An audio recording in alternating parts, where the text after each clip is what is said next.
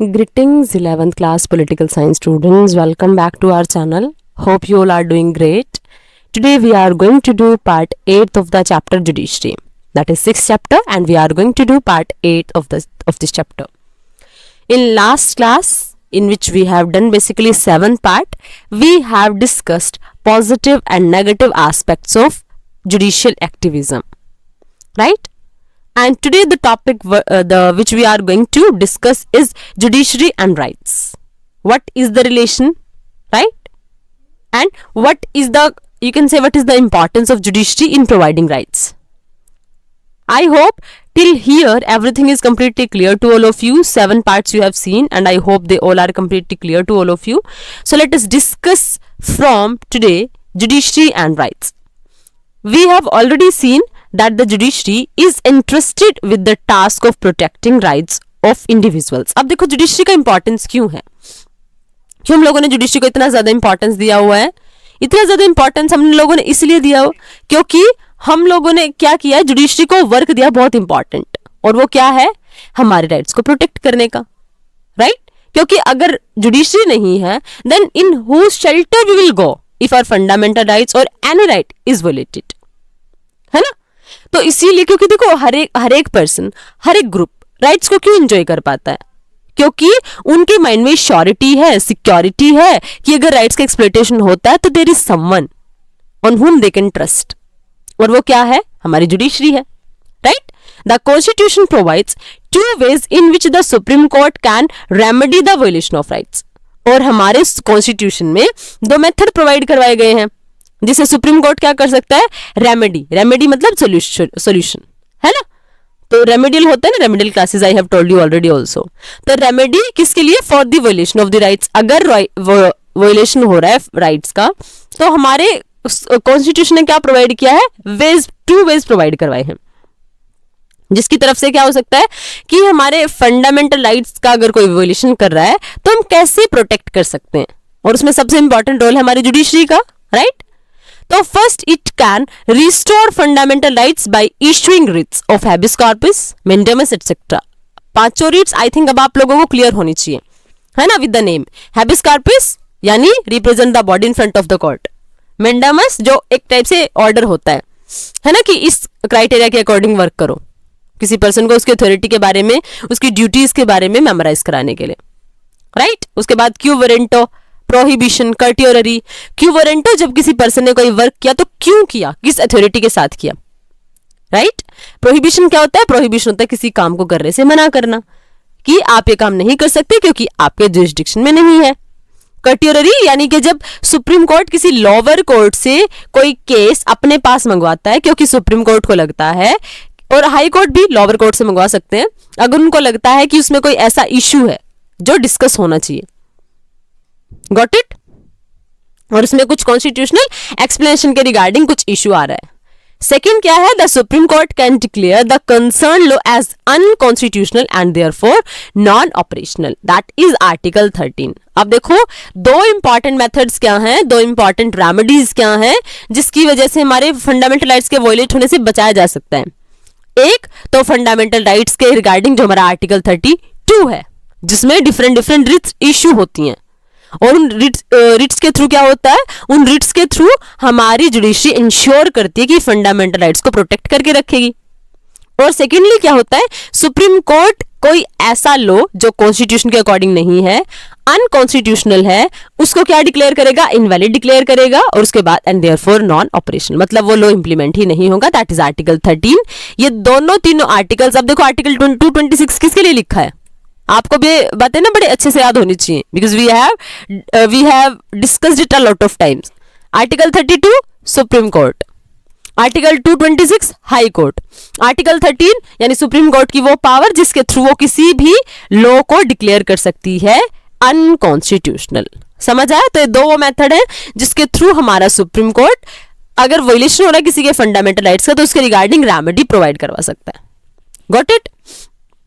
अब देखो, together these 2 provisions of the constitution establish the supreme court as the protector of fundamental rights of citizens on the other hand and the interpreter of the constitution on the other hand. देखो ये जो दोनों चीजें आपने पढ़ी, ये first वाला आपको क्या बता रहा है, फर्स्ट वाला आपको यही तो इंश्योर कर रहा है ना कि हमारी कंट्री में कोई ऐसा ऑर्गन है, वो ऑर्गन कौन सा, जुडिशरी, जिसके पास क्या है, वो क्या करेगा, जो हमारे फंडामेंटल राइट्स को एक्सप्लोइट करता है। एक साइड तो आपको ये श्योरिटी मिल रही है ना, कि वो क्या है, फंडामेंटल राइट्स की प्रोटेक्टर है, supreme court is the protector of the fundamental rights. और दूसरी तरफ क्या बता रहे हैं कि कॉन्स्टिट्यूशन की भी तो इंटरप्रेटर है ना, कि कॉन्स्टिट्यूशन में क्या लिखा हुआ है, कौन से वर्ड का क्या मीनिंग होगा। Already I have told you कि जो लीगल लैंग्वेज होती है that is tough, it's not easy to understand it. और अगर उसको इजी नहीं होता अंडरस्टैंड करना, तो उसकी क्या एक्सप्लेनेशन होगी, क्या उस पर्टिकुलर वर्ड का मीनिंग निकलेगा, ये कौन बताता है, ये इंटरप्रेट कौन करता है, ये हमारी कंट्री की जुडिशरी इंटरप्रेट करती है, right. The second of the two ways mention above involve judicial review. और सेकंड देखो, सेकंड जो आप लोगों ने पढ़ा, देखो 13 आर्टिकल में क्या पढ़ा आप लोगों ने, अभी आप लोगों ने पढ़ा ये वाला, क्या पढ़ा आप लोगों ने, कि हमारा जो सुप्रीम कोर्ट है वो डिक्लेयर कर सकते किसी भी लॉ को अनकॉन्स्टिट्यूशनल अगर उसको लगता है कि according to the spirit of constitution proper नहीं है ना। तो इसमें क्या इन्वॉल्व है, इसमें ही इन्वॉल्व है हमारा जुडिशियल रिव्यू। समझ आया कैसे, क्योंकि अगर देखो इनवैलिड डिक्लेयर कर रही है हमारी जुडिशरी, तो किस बिहाफ पे, उसने उसको चेक तो किया होगा ना, चेकिंग करने के बाद ही उसको पता चला है कि ये कॉन्स्टिट्यूशनल स्पिरिट के अकॉर्डिंग नहीं है, उसके अगेंस्ट है। तो इसको क्या मेंशन कर सकते हो, इसको मेंशन कर सकते हैं इन द जुडिशियल रिव्यू। अब देखो, perhaps the most important power of the supreme court is the power of judicial review, है ना। सबसे इंपॉर्टेंट पावर यही है जिसके थ्रू कहीं ना कहीं हम लोगों ने क्या पढ़ा था कि हमारी एग्जीक्यूटिव भी, हमारी लेजिस्लेचर भी, वो और ज्यादा रिस्पॉन्सिबल हो गई है और डेमोक्रेसी जो है वो एक्चुअल फॉर्म में डेमोक्रेटिक वे में वर्क कर रही है। क्योंकि अब गवर्नमेंट्स को क्या लग रहा है, although they are elected but even then they are not authorised to do anything in arbitrary form. उनकी पावर्स के ऊपर भी कंट्रोल है। हम लोगों ने जो चेक एंड बैलेंस की थ्योरी पढ़ी थी ना, कि उनकी पावर्स को भी कोई ना कोई कंट्रोल कर सकता है, राइट। तो यहाँ पे क्या है, ये जो हमारे सुप्रीम कोर्ट की पावर है, क्या है, जुडिशियल रिव्यू, ये सबसे इंपॉर्टेंट पावर है। Judicial review means the power of the Supreme Court or High Court to examine the constitutionality of any law if the court arrives at the conclusion that the law is inconsistent with the provision of the Constitution. Such a law is declared as unconstitutional and inapplicable. अब देखो यहाँ पे आपको judicial review की definition यहाँ से यहाँ तक आपको क्या दी है, जुडिशियल रिव्यू की डेफिनेशन दी है। इट मीन्स जुडिशियल रिव्यू का मतलब क्या है, वो पावर हमारी जुडिशरी की जिसमें आप दोनों को इंक्लूड करोगे, सुप्रीम कोर्ट को भी और हाई कोर्ट को भी। समझ आया। टू एग्जामिन द कॉन्स्टिट्यूशनैलिटी, ये चेक करने के लिए कि कोई जो लॉ बना उसकी कॉन्स्टिट्यूशनैलिटी क्या है, मतलब वो कॉन्स्टिट्यूशन के अकॉर्डिंग फाइन है या नहीं, of any law if the court arrives at the conclusion. और एक तो देखो सबसे पहले तो क्या है, ये पावर है हमारी जुडिशरी की चेक करने की, क्या चेक करने की, कॉन्स्टिट्यूशनैलिटी। और फिर अगर उसके बाद भी हमारी जुडिशरी चेक करने के बाद अगर इस डिसीजन पे पहुंचती है कि नहीं, it is not consistent with the provision of our constitution, वो इनकंसिस्टेंट है, तो फिर हमारी जुडिशरी क्या करेगी, उस लॉ को, उस पर्टिकुलर एक्ट को डिक्लेयर करती है अनकॉन्स्टिट्यूशनल और इनएप्लीकेबल। वो एप्लीकेबल भी नहीं होगा और उसको डिक्लेयर कर सकती है अनकॉन्स्टिट्यूशनल, मतलब ये सही नहीं है। समझ आया। The term judicial review is nowhere mention in the constitution, मतलब कहीं ना कहीं मेंशन है, जो आर्टिकल 13 आप लोगों ने पढ़ा। हाउएवर सॉरी नोवेयर हालांकि मेंशन नहीं है। आप लोगों ने देखो, हम लोगों ने क्या पढ़ा यहाँ पे, ये वाला, कि मतलब वो कंसर्न कर सकते हैं, लेकिन वो जुडिशियल रिव्यू जो वर्ड है वो कहीं क्लियरली मेंशन नहीं है, right? However, the fact that India has written constitution and Supreme Court can strike down a law that goes against fundamental rights implicitly gives the Supreme Court the power of judicial review. लेकिन फिर भी हम लोग क्या देख रहे हैं कि देखो कुछ ऐसे वर्ड्स हैं जो हमारी कंट्री के ना कॉन्स्टिट्यूशन में मेंशन नहीं है, बट इवन देन वो हमारी कंट्री में एप्लीकेबल होते हैं।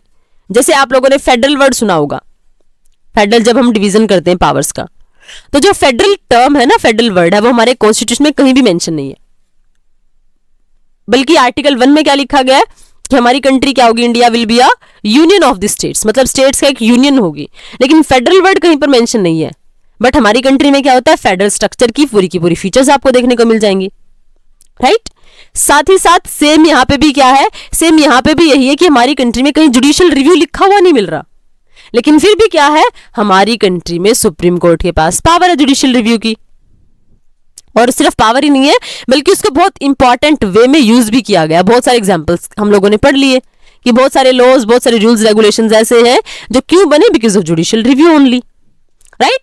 So besides, as we saw in the section on jurisdiction of the Supreme Court, in the case of federal relation too, the Supreme Court can use the review power if our law is inconsistent with the distribution of powers laid down by the Constitution. इसके अलावा देखो क्या है, जब हम jurisdiction देखते हैं ना सुप्रीम कोर्ट के, हम लोगों ने क्या देखा था, in case of federal relation to, मतलब जब हम फेडरल रिलेशन की बात करते हैं कि कौन सी पावर्स किसके पास होनी चाहिए, कौन सी पावर पे अथॉरिटी किसकी होनी चाहिए, सुप्रीम कोर्ट क्या कर सकता है, वहां पर भी supreme court review power use कर सकता है। समझ आया? यानी जहां पर पावर्स को डिवाइड करना है वहां भी जुडिशरी उन चीजों को चेक कर सकती है, उन चीजों को रिव्यू कर सकती है। और अगर वहां भी जुडिशरी को लगता है कि इनकॉन्सिस्टेंट है, मतलब कॉन्स्टिट्यूशन के साथ मैच नहीं हो रहे हैं, तो क्या हो सकता है, it can the powers laid down by the constitution, तो फिर क्या कर सकता है, कॉन्स्टिट्यूशन का हवाला देके, कॉन्स्टिट्यूशन का कंटेक्स्ट देके उन पावर्स को कंट्रोल किया जा सकता है। क्योंकि कॉन्स्टिट्यूशन में क्लियरली मेंशन की पावर्स कैसे डिवाइड होंगी, बट क्या वो उसी वे में पावर्स डिवाइडेड है या नहीं, तो उसमें क्या होगा, वो चेक करने की अथॉरिटी हमारे सुप्रीम कोर्ट के पास है, right? Suppose the central government makes a law which according to some states concern a subject from the state list, then the states can go to the Supreme Court and if the court agree with them it would declare that the law is unconstitutional। देखो क्या है, आप लोगों ने पढ़ा होगा कि हमारी कंट्री के कॉन्स्टिट्यूशन में 12 शेड्यूल है और उन 12 शेड्यूल में से जो हमारी 7 शेड्यूल है उसमें आपको 3 टाइप की लिस्ट मिलती है, सेंट्रल लिस्ट, स्टेट लिस्ट और कंकरेंट लिस्ट, ये मिलती है, राइट? इसका मतलब क्या होता है, सेंट्रल लिस्ट का मतलब कि जो सेंट्रल गवर्नमेंट ने जो लॉ बनाया, मतलब जो सेंट्रल गवर्नमेंट लॉ बना सकती है ऐसे सब्जेक्ट, जैसे हमारी कंट्री की करेंसी हो गई, फॉरेन अफेयर्स हो गई, राइट, बैंकिंग हो गया, तो ये सारी की सारी चीजें क्या हैं, ये वो चीजें हैं जिन पर सेंट्रल गवर्नमेंट लॉ बनाती है। लेकिन स्टेट लिस्ट क्या होती है, ऐसी जिस पर दोनों, जैसे फिर हमारी स्टेट गवर्नमेंट लॉ बनाएगी, जैसे आप एग्रीकल्चर का सब्जेक्ट देख रहे हो, है ना, जैसे आप पुलिस का सब्जेक्ट देख रहे हो। लेकिन कुछ ऐसे सब्जेक्ट्स होते हैं जिन पर दोनों की दोनों गवर्नमेंट्स लॉ बनाएंगी, जिसको बोलते हैं कंकरेंट लिस्ट, जैसे एजुकेशन हो गया, राइट? तो अब देखो क्या है, अब हमारे कॉन्स्टिट्यूशन में ऐसे ही सब्जेक्ट्स मेंशन हुए हैं, लेकिन यहां पे आपको क्या बोला गया, क्योंकि देखो कॉन्स्टिट्यूशन ने सिर्फ सब्जेक्ट्स को लिखा ही नहीं, उनका जुरिस्डिक्शन भी ऑथराइज्ड किया है कि कौन सी ऑर्गन के पास, कौन सी लेवल के पास कितनी पावर्स होनी चाहिए, कहां तक लॉ बनाने की अथॉरिटी उसके पास होनी चाहिए।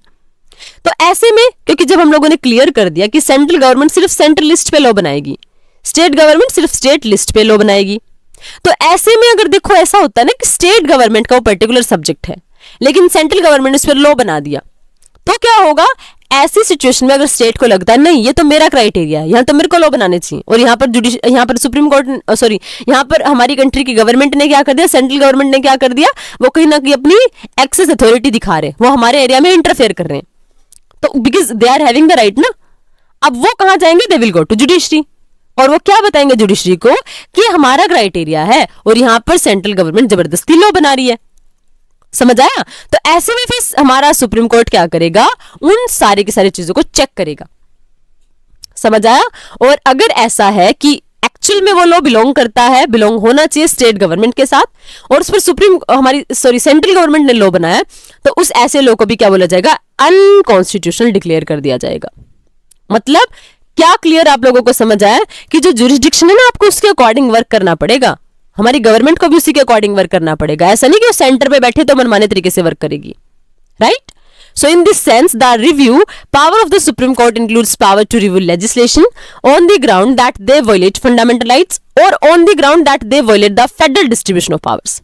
मतलब इससे आप लोगों को क्या समझ आया कि जो हमारी जुडिशियल रिव्यू की पावर है उसमें क्या इंक्लूड है, रिव्यू लेजिस्लेशन, वो लेजिस्लेशन को रिव्यू कर सकती है, किसके बिहाफ पे, किसके ग्राउंड पे, कि क्या उनके लॉ से, क्या उनकी फंक्शनिंग से कोई फंडामेंटल राइट तो वोलेट नहीं हो रहा, या फिर on the ground that they violate the federal distribution, या फिर कोई ऐसा सिस्टम तो नहीं जिससे हमारा फेडरल स्ट्रक्चर कहीं ना कहीं वोलेट हो रहा है, राइट? तो दोनों ग्राउंड पे वो रिव्यू कर सकती है। Got it? The review power extends to the laws passed by state legislature also। और ये रिव्यू पावर कहां पर भी है, ये एक्सटेंडेड है, स्टेट लेजिस्लेचर ने जो लॉ बनाए ना उसको भी चेक करेगी। ऐसा नहीं कि जो सेंटर ने बनाए सिर्फ उसको ही चेक करना है, नो, जो स्टेट्स ने भी लॉ बना दिया उसको भी रिव्यू करने तक ये पावर एक्सटेंडेड है, राइट? क्लियर? अब देखो, together the writ powers and the review power of the court make judiciary very powerful. लेकिन यहां तक आप लोगों ने जो सिस्टम पढ़ लिया, आप लोगों को क्या समझ आया कि हमारी जो जुडिशरी है ना बहुत ज्यादा पावरफुल है, क्योंकि उसके पास रिव्यू करने की पावर है ना, उसके पास रिट्स को इश्यू करने की पावर है। तो it means we can say कि हमारी जुडिशरी बहुत ज्यादा पावरफुल है। In particular, the review power means that the judiciary can interpret the constitution and the laws passed by the legislature. ऐसे में क्या होता है कि हमारी जो रिव्यू पावर है उसका मतलब क्या है कि हमारी जुडिशरी इंटरप्रेट कर सकती है कॉन्स्टिट्यूशन को, है ना, और जो लेजिस्लेचर ने पास किया उनको भी इंटरप्रेट कर सकती है। बहुत सारे लोग क्या सोचते हैं, बहुत सारे लोग सोचते हैं कि जो ये फीचर है enables the judiciary to protect the constitution effectively and also to protect the right of the citizens. ये पावर क्या सोचती है, ये बहुत सारे लोग सोचते हैं कि जो ये वाली हमारी फीचर है ना, वो क्यों है, क्योंकि हमारी जुडिशरी को प्रोटेक्ट करना है, कॉन्स्टिट्यूशन को भी इफेक्टिवली और लोगों के राइट्स को भी, है ना। The practice of interpreting PILs has further added to the powers of the judiciary in protecting rights of the citizens. और देखो हमारे सुप्रीम कोर्ट के राइट सिर्फ यहीं तक ही बाउंडेड नहीं है, उसके पास और भी बहुत सारे पावर्स हैं। वो पावर्स कैसे, with the help of PILs, है ना। तो PILs के बिहाफ पे वो क्या कर सकते हैं, PIL के बिहाफ पे वो और भी अपने एरिया में कहीं ना कहीं बहुत ज्यादा एक टाइप से इंडिपेंडेंट हो जाते हैं और वो लोगों के राइट्स को प्रोटेक्ट कर सकते हैं, सिटीजन्स के राइट्स को प्रोटेक्ट कर सकते हैं, राइट। अब देखो, I think I would rather become a जज then I would not be worry about the elections and public support and will still have really lots of power. अब देखो ये क्या सोच रहे हैं कि मैं क्या करूं, मैं ना जज बन जाऊं, क्योंकि देखो बेनिफिट क्या होगा जज बनने का कि ना तो इलेक्शंस लड़ने की टेंशन, ना पब्लिक के सपोर्ट की tension, but even then a lot of power, है ना। लेकिन देखो याद रखना, हमने जुडिशरी को इंडिपेंडेंट भी बनाया है, पावर्स भी बहुत ज्यादा दी है। क्यों किया है ऐसा, because we wanted to protect the constitution of our country. हम नहीं चाहते थे कि हमारा कॉन्स्टिट्यूशन एक जस्ट एक टॉय बन जाए हमारी एग्जीक्यूटिव के हैंड्स में, हमारी लेजिस्लेचर के हैंड्स में। इसीलिए हम लोगों ने क्या किया, जुडिशरी को इतना ज्यादा पावरफुल बनाया है, because we have already studied कि हमारी कंट्री की जो जुडिशरी है वो वर्ल्ड की सबसे ज्यादा पावरफुल जुडिशरीज में काउंट होती है ना। तो यहाँ पे आप लोगों ने क्या समझा, यहाँ पे आप लोगों ने यही समझा कि जो जुडिशरी है ना, although we can't deny from that fact that yes judiciary is not elected, but even then क्या है, उसके पास इतनी सारी पावर्स क्यों है, क्योंकि हमने कॉन्स्टिट्यूशन को प्रोटेक्ट करना है।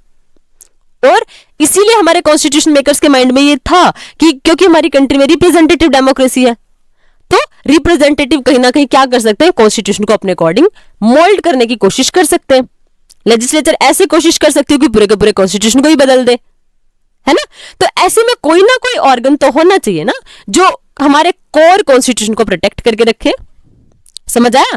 तो ऐसे में क्या है, ऐसे में उसके लिए हम लोगों ने क्या हमारे कॉन्स्टिट्यूशन में प्रोविजन किए हैं, उसके लिए हमारी जुडिशरी जो इलेक्टेड नहीं है, कहीं ना कहीं अपॉइंटेड है, और उसके बाद भी उनके पास इतनी ज्यादा पावर्स हैं। उसका रीजन यही है कि ताकि हमारी जुडिशरी फ्रीली इंडिपेंडेंटली अपने एरियाज में वर्क कर सके, राइट।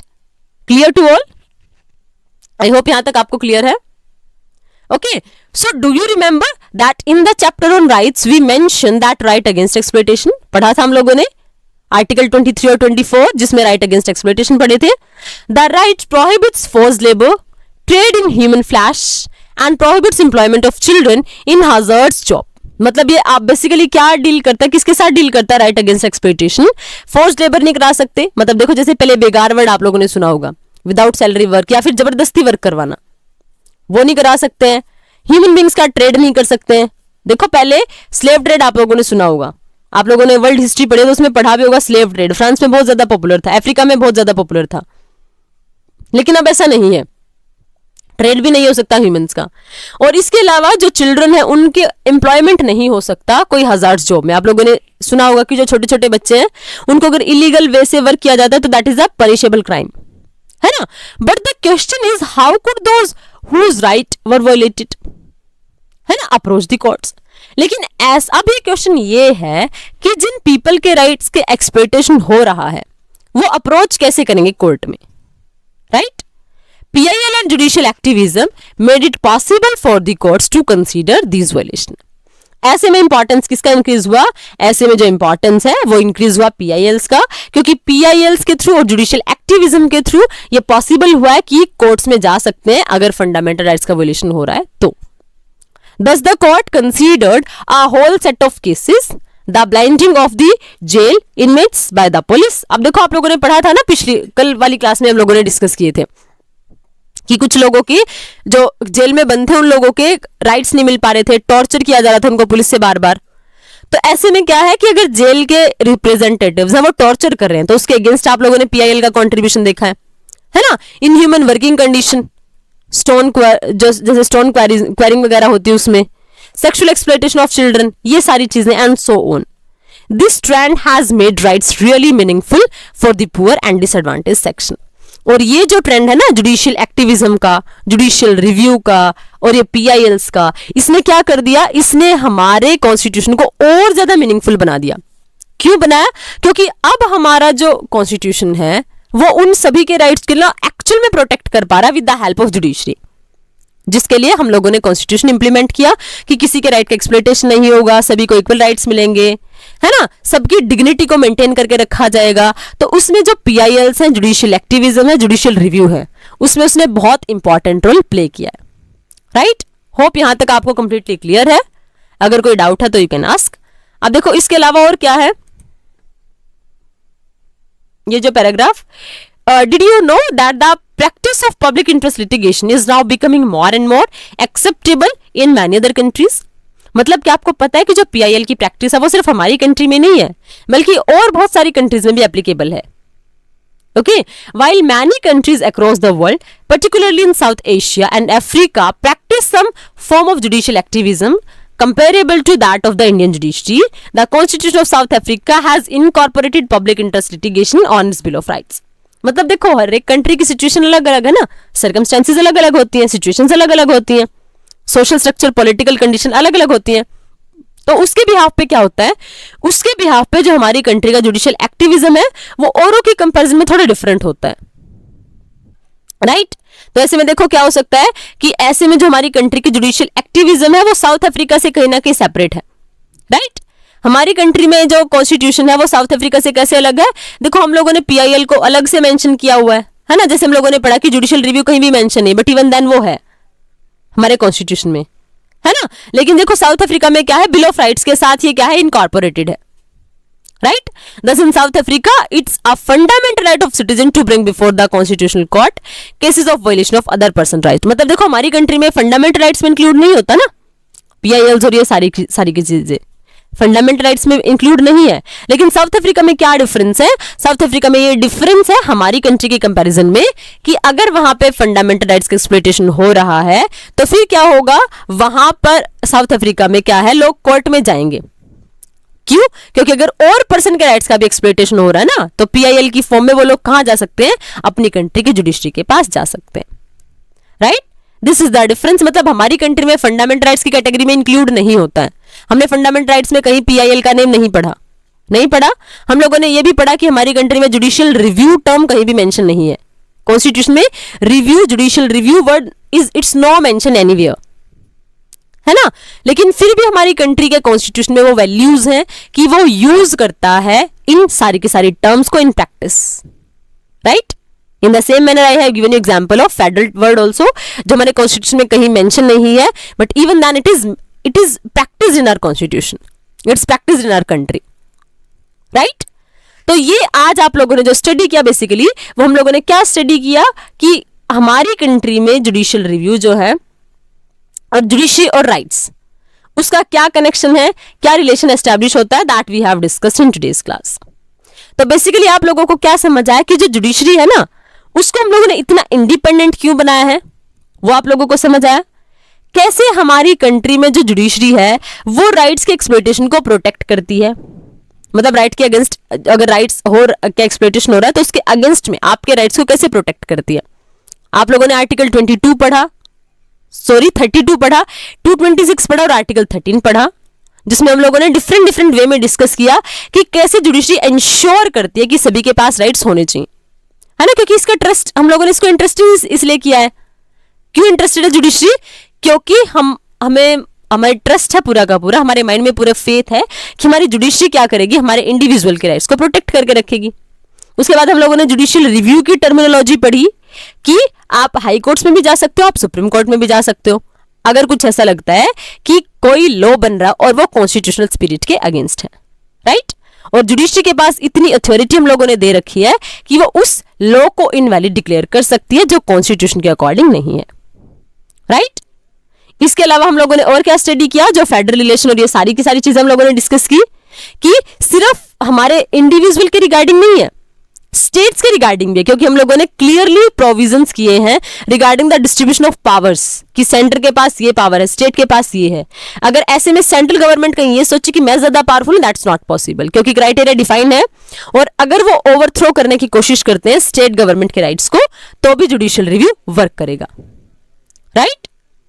उसके अलावा हम लोगों ने क्या स्टडी किया, उसके अलावा हम लोगों ने स्टडी किया कि जो जुडिशरी है उसने आउटस्टैंडिंग वर्क अभी तक किया है लोगों के राइट्स को प्रोटेक्ट करने के रिगार्डिंग। ओके, सो आई होप यहां तक आप लोगों को कंप्लीटली क्लियर है। अगर फिर भी आप लोगों को कोई कंफ्यूजन है, then you can ask your doubts in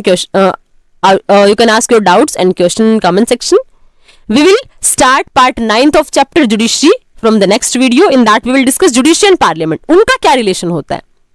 Okay, that is going to be 9th part of the chapter judiciary. I hope till here everything is completely clear to all of you. So we will meet in next video. Till then, keep learning, keep studying, and try to revise everything whatever you are reading every day. Okay, and definitely stay connected. Thank you. Thanks a lot.